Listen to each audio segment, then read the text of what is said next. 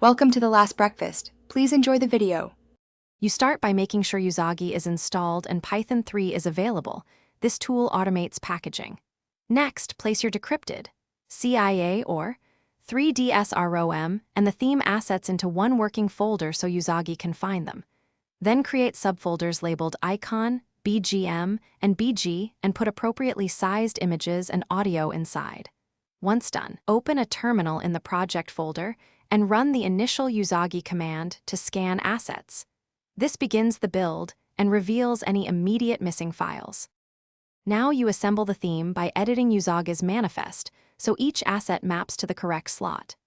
Resize background images to the 400 by 240 top screen and the 320 by 240 bottom as needed, and make icons 96 or 48 pixels depending on type.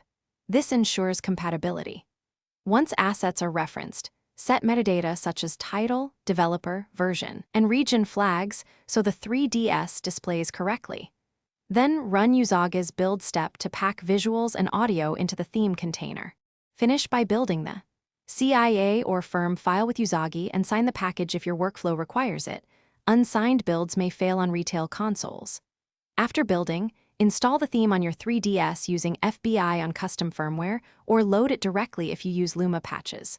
Once installed, test every screen and sound cue. If anything crashes or assets are missing, return to the manifest and confirm exact file names, pixel dimensions, and audio codecs. Mismatches are the most common cause of failure. Thanks for watching. If this was helpful, leave a like and consider subscribing. See you next time.